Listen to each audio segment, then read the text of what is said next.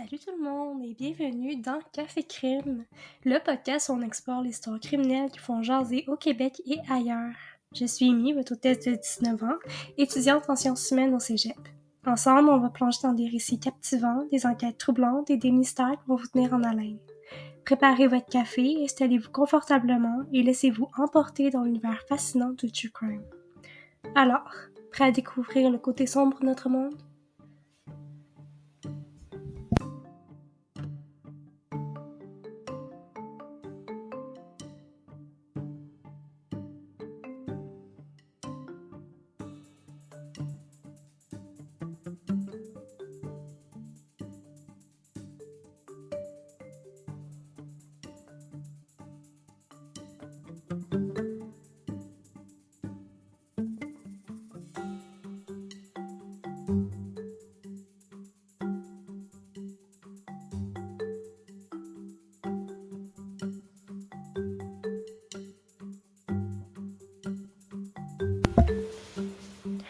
Avant de commencer, je tiens à m'excuser pour mon absence au cours des 2 derniers mois.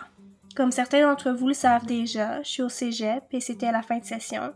Donc, entre les examens, les travaux et les révisions, je n'ai vraiment pas eu le temps de faire mes recherches, d'écrire, d'enregistrer, ni de monter un épisode. Mais maintenant, je suis de retour et plus motivée que jamais. À partir d'aujourd'hui, les épisodes reprendront leur rythme habituel, un nouveau épisode toutes les 2 semaines.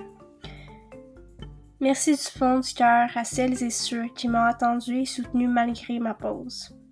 Et maintenant, installez-vous confortablement parce que l'épisode d'aujourd'hui vous plonge dans l'un des crimes les plus dérangeants, étranges et tristes jamais survenus à Hong Kong.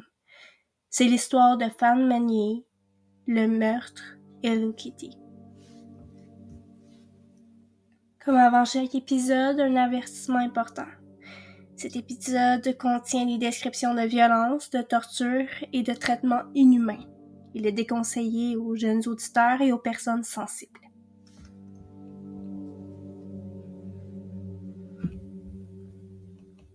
En mai 1999, la police de Hong Kong entre dans un petit appartement, au cœur du quartier de Tsim Shan Tsui.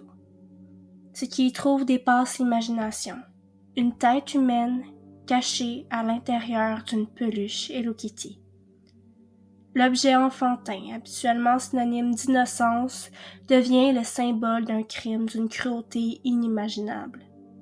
Une jeune femme, Phan Manier, a été torturée pendant plus d'1 mois, et ce n'est que le début d'une affaire aussi sordide qu'inoubliable.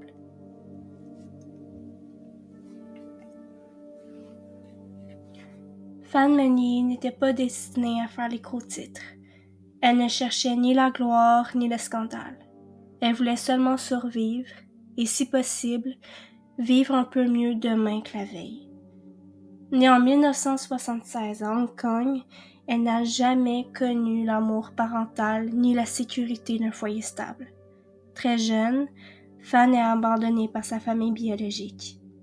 On ne sait presque rien de ses parents, comme si elle avait été effacée du monde avant même d'y avoir une place. Placée dans un foyer gouvernemental, elle grandit au sein d'un système froid, impersonnel, débordé. Là-bas, l'affection est rare et l'encadrement souvent insuffisant. Ce genre d'enfance ne laisse pas de traces visibles, mais elle marque profondément l'âme. Phan devient l'une de ces adolescentes anonymes, laissées en marge d'une société obsédée par le succès et la rentabilité. À l'adolescence, elle se tourne vers la rue. Comme beaucoup de jeunes livrés à eux-mêmes, elle tombe dans la toxicomanie, d'abord douce, puis plus dure. À 15 ou 16 ans, elle commence à consommer de la méthamphétamine, cette drogue stimulante qu'on appelle localement Ice. Elle glisse lentement, sans bruit, dans la marginalité. Mais Phan n'est pas un stéréotype. Elle est combative, elle tente de sortir de cette vie, parfois seule, parfois aidée. Elle décroche un emploi dans un salon de massage. Une façade légale souvent utilisée pour la prostitution à Hong Kong. C'est pas un métier qu'elle a choisi par passion. C'est un métier qu'elle a choisi pour survivre. Elle voulait un logement, un repas chaud, un peu de dignité. Fan se marie, elle met au monde un petit garçon. Elle commence un programme de désintoxication et essaie de reprendre le contrôle de sa vie. Ceux qui l'ont connue disent qu'elle est discrète, douce, polie.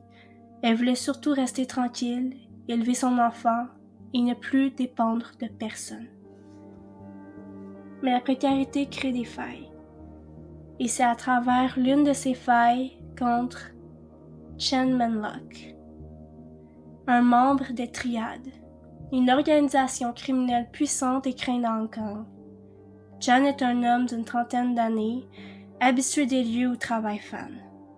Il est client, il est riche et il est dangereux. Il a un lourd passé de trafiquant de drogue et de violence. Il est habitué à imposer sa loi. Le destin de Fan bascule lorsqu'elle prend une décision désespérée. Voler de l'argent à Chan. Quelques milliers de dollars hongkongais. Ce geste, commis dans un moment de panique ou de besoin, va précipiter une chaîne d'événements qui la conduira vers une mort atroce. Mais avant de raconter ce qu'elle a subi, il est essentiel de se souvenir de qui elle était.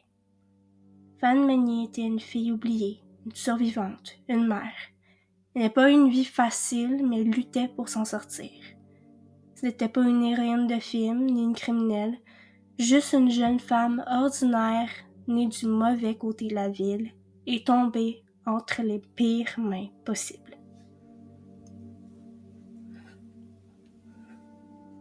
Pour Fan Meunier, c'était pas un vol comme dans les films. Il n'y avait ni ruse, ni préparation, ni plan. C'était un geste rapide, presque désespéré.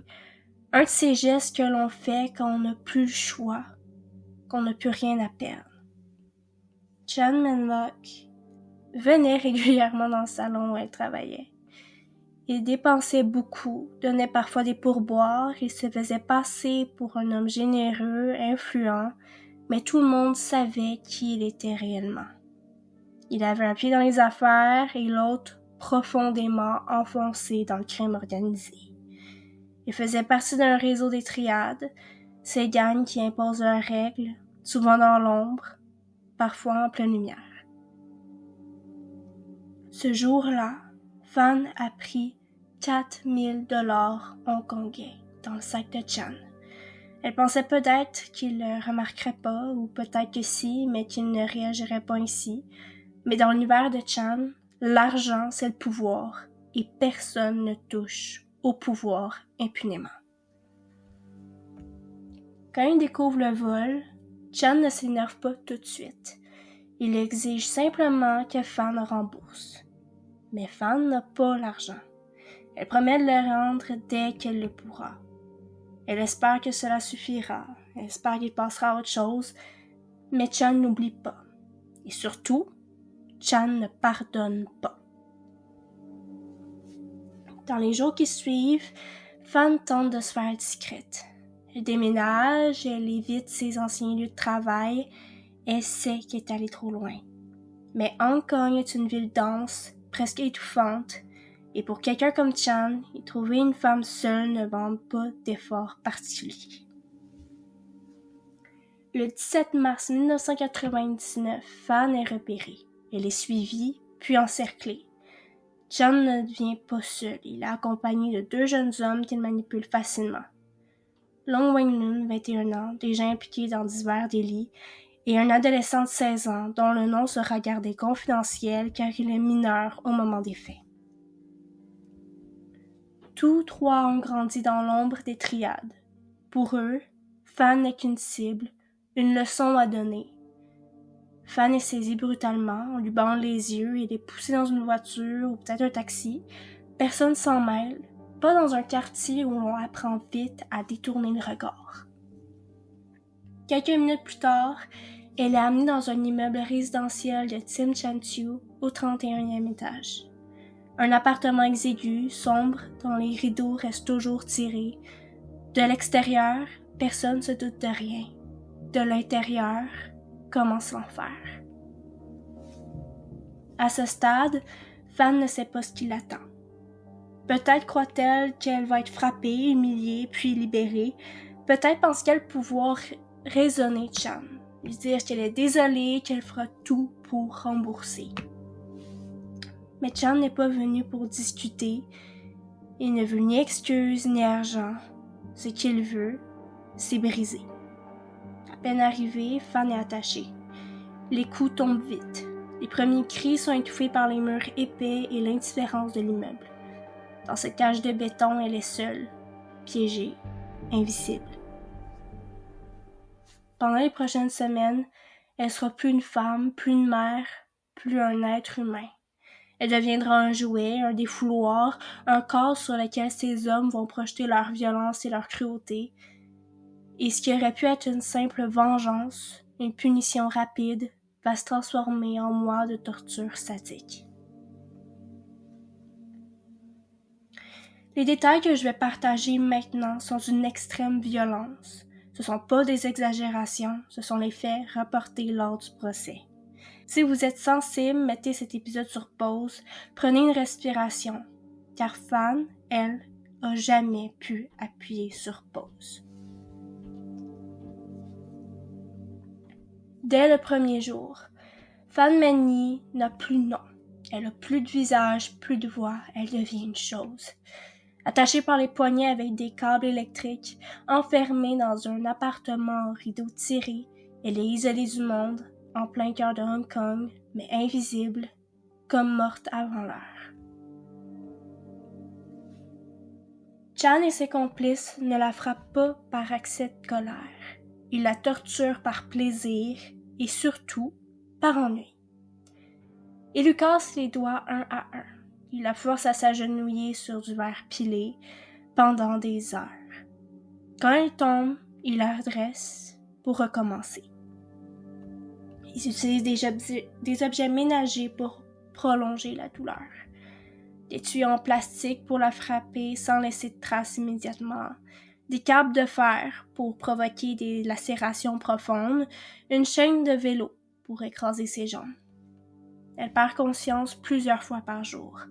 Quand elle s'évanouit, il la réveille avec de l'eau bouillante jetée sur elle. Il frappe les plantes de ses pieds pour qu'elle ne puisse plus marcher. Quand elle rampe, il la traîne par les cheveux jusqu'à la salle de bain pour lui éclater le visage contre les murs. Fan est forcée à rire, à sourire, à faire la mignonne. Ils lui disent de supplier en chantant des chansons d'enfants pendant qu'il la filme. Si elle manque une note, elle est battue. Ils utilisent ses propres sous-vêtements pour l'étouffer, puis les lui jettent au visage. Elle est privée de lumière, de sommeil, d'intimité. Ils lui urinent dessus pendant qu'elle pleure. Ils la filment en train de ramper nue à quatre pattes, l'obligeant à imiter un chien. Parfois, ils font semblant de vouloir l'aider. Ils tendent un verre d'eau, puis la lui renversent au visage. Elle est interdite de parler sans permission. Si elle dit un mot sans autorisation, il la frappe à coups de pied dans la mâchoire. À force de coups, plusieurs dents tombent et elle ne peut plus mâcher. Son corps devient méconnaissable. Son œil gauche est gonflé au point de se fermer définitivement. Son nez est fracturé, ses oreilles sont partiellement arrachées, sa peau couverte d'ecchymoses, d'ulcères, de brûlures. Elle développe une infection massive aux jambes qui deviennent noires à certains endroits. Ses plaies suppurent. L'appartement pue la chair nécrosée, mais il n'aère pas. Il s'en fiche. Elle ne mange presque plus. Ce qu'elle reçoit, ce sont des excréments humains, de l'urine, des restes de nourriture moisie, parfois mélangés à des poils ou du vomi.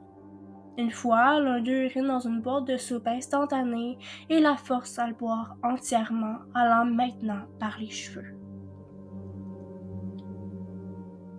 Le garçon de 16 ans, influencé par Chan, filme certaines scènes. La caméra montre Fan allongée, nue, inconsciente. Chan commente les scènes comme un réalisateur. Il demande « Elle bouge encore? » Va la frapper un peu, qu'on voit si elle est morte. À un moment, il la suspend par les poignets, les pieds ne touchent pas le sol. Il la retourne comme un punching ball, rit pendant que son corps heurte les murs. Fan ne parle plus, elle gémit à peine, elle n'ouvre plus les yeux. Sa respiration devient irrégulière, sifflante. Elle perd ses cheveux par plaques. Elle a faim, elle n'est plus capable de bouger. Son corps est un amas de plaies de souffrance. Elle n'a que 23 ans, mais son cadavre en paraîtra 60.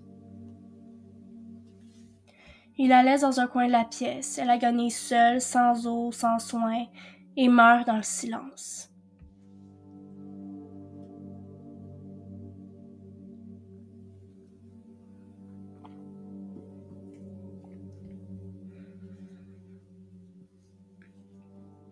Fan Meny est morte. Mais pour ses bourreaux, la mort ne suffit pas. Ce qu'ils veulent, c'est faire disparaître toute trace. Pas par panique, ni par remords, mais par pratique. Et même dans la mort, Fan sera maltraité. Chen Maniok ordonne à ses complices de découper le corps. Il l'amène dans la baignoire de l'appartement avec un couteau de cuisine et tranche les membres, les bras, les jambes, puis la tête.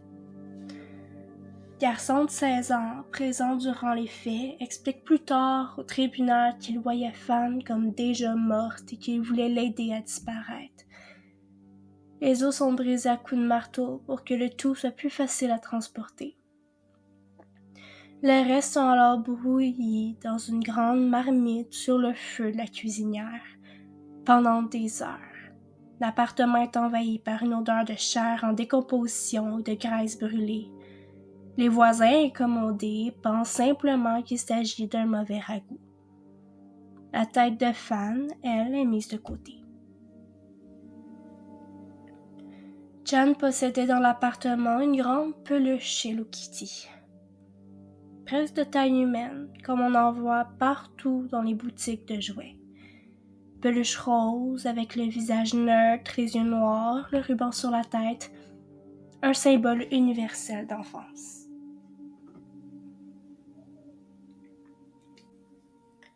C'est dans cette peluche qu'elle cache le crâne de Fan Meny.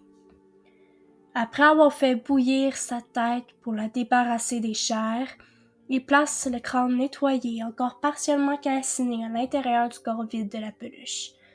Puis, il recouse l'ouverture. C'est cette image, la tête d'une femme assassinée dissimulée dans une peluche Hello Kitty qui donnera à l'affaire son surnom, The Hello Kitty Murder. Le contraste est insoutenable. Une icône joyeuse, mondiale, transformée en urne morbide. Une poupée qui rit, pendant qu'à l'intérieur, une vie volée pourrit en silence.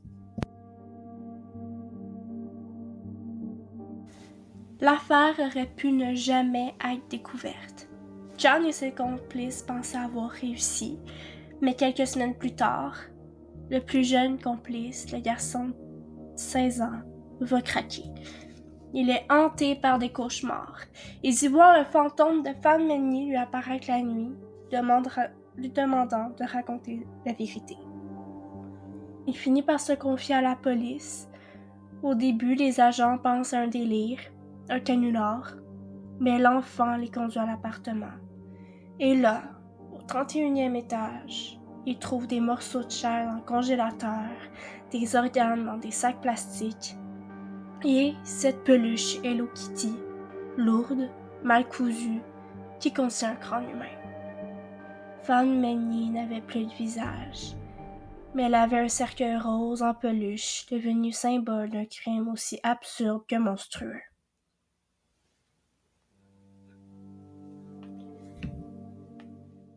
La justice arrive, mais elle arrive trop tard.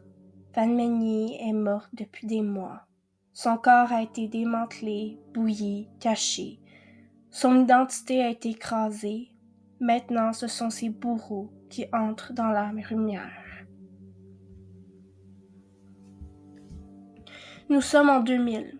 Le procès se déroule dans l'un des tribunaux les plus sécurisés de Hong Kong. La salle est pleine à craquer. Journalistes, policiers, avocats, simples citoyens.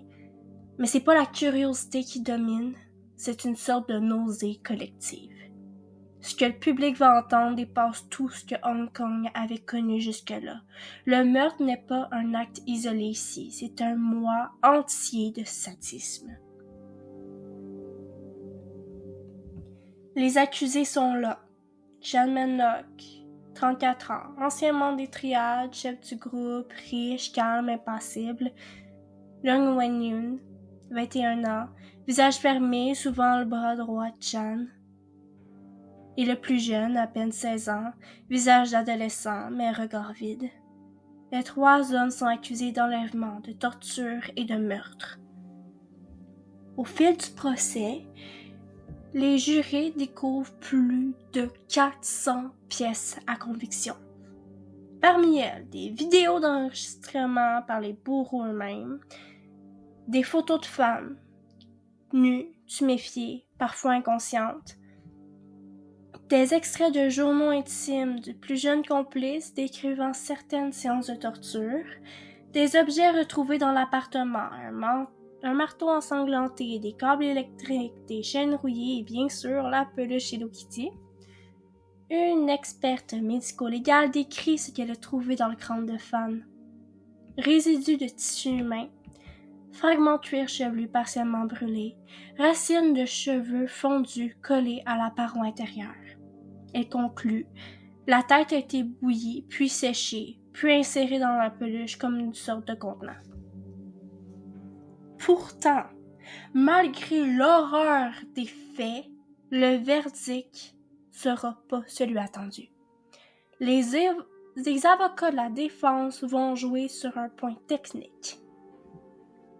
L'impossibilité de déterminer la cause exacte du décès. Fan Man-yi est morte après un mois de torture. Oui, mais aucune lésion précise ne peut être désignée comme cause directe de la mort. Pas d'hémorragie fatale, pas de fracture létale identifiable, pas de traces de strangulation nette. Le corps était trop détruit, trop mutilé. Les médecins légistes ont dû répondre avec honnêteté. Nous ne pouvons pas affirmer hors de tout doute raisonnable ce qui a précisément causé la mort. Et dans un procès pour meurtre, ce doute suffit. Les 3 accusés sont donc reconnus coupables, non pas de meurtre, mais d'enlèvement avec acte de torture et d'homicide involontaire. Une nuance judiciaire, mais pour la population, c'est un coup de poignard. Les peines tombent. Chan Man-lok, prison à perpétuité, mais avec possibilité de libération conditionnelle après 20 ans. Et les 2 autres complices, peine lourde, mais pas perpétuelle. Pas de peine capitale, pas d'emprisonnement sans appel, et surtout aucun remords. Chan Man-lok reste froid, distant, inexpressif, il s'excuse jamais et ne regarde jamais la photo de femme montrée au tribunal. Un enquêteur dira plus tard, il aurait pu tuer 10 fois de plus. Il n'y avait pas de frein moral, juste l'ennui. C'est pas seulement Fan Man-yi qui a été brisé, c'est toute la population de Hong Kong qui vacille. Jamais une affaire n'avait exposé avec autant de cruauté la pauvreté extrême, la vulnérabilité des femmes, l'impunité des gangs et l'indifférence sociale envers les toxicomanes. Les gens sont terrifiés par une simple idée. Si personne l'avait dénoncé, ce crime n'aurait jamais été découvert. Hello Kitty, cette petite peluche douce créée pour apaiser les enfants, est désormais synonyme de cauchemar. Pendant des années, des enfants refusent de porter des sacs Hello Kitty à l'école, des familles cachent les jouets de leurs enfants, certains hôtels retirent les peluches des chambres. Cette peluche est devenue l'icône d'un crime qui ne devrait jamais exister.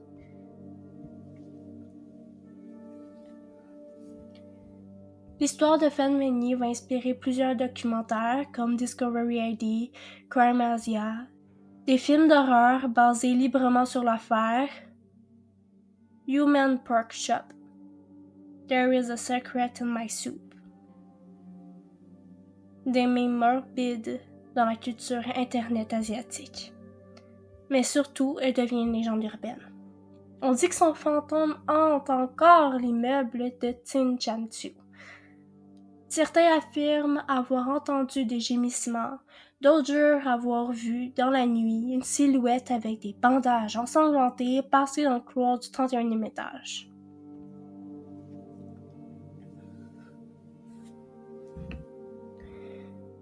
Fan Many ne reviendra pas. Elle n'aura jamais eu de justice complète. Elle n'aura jamais connu la paix. Mais si aujourd'hui on rencontre son histoire, dans un podcast, dans un livre, dans une pièce, c'est pour que ce silence ne recommence jamais. Elle n'est plus juste la victime du Hello Kitty Murder. Elle s'appelait Fan Many, elle avait 23 ans, elle voulait simplement sortir. Elle n'a pas eu la chance, mais elle mérite la mémoire.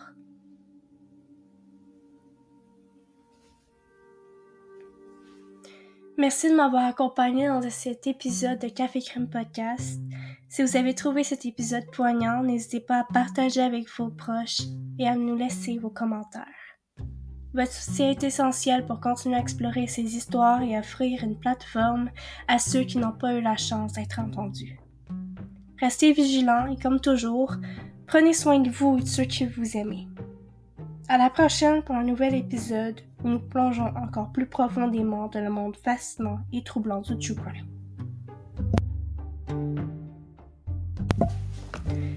Mes sources principales. Le rapport d'archives journalistiques de Hong Kong, South China Morning Post, article de 1999-2000, couverture détaillée du crime, du procès et des témoignages, Hong Kong Free Press, analyse postérieure sur l'impact sociétal, The Hello Kitty Murder Discovery Channel ID Channel, documentaire complet sur l'affaire, Crime Save Nadia sur Netflix, épisode dédié à ce crime avec interview d'experts, Hong Kong Crime Story par Peter Martin en 2015, chapitre dédié au Hello Kitty Murder avec reconstitution et analyse, Inside the Triad par Martin Booth en 2003, contexte des gangs à Hong Kong, rôle des triades dans l'affaire, Violence, Victimisation and Social Exclusion in Urban Hong Kong, revue Asian Journal of Criminology en 2010, étude sur la stigmatisation des toxicomanes et les violences envers les femmes en milieu urbain, transcription du procès accessible dans les archives judiciaires de Hong Kong en 2000, documents d'instruction et verdict officiel. Pour approfondir, BBC News Archive 1999-2001, reportages internationaux sur l'affaire, forums et témoignages d'anciens habitants du quartier Tinchantu, recueillis par des journalistes d'investigation. Merci beaucoup et à la prochaine.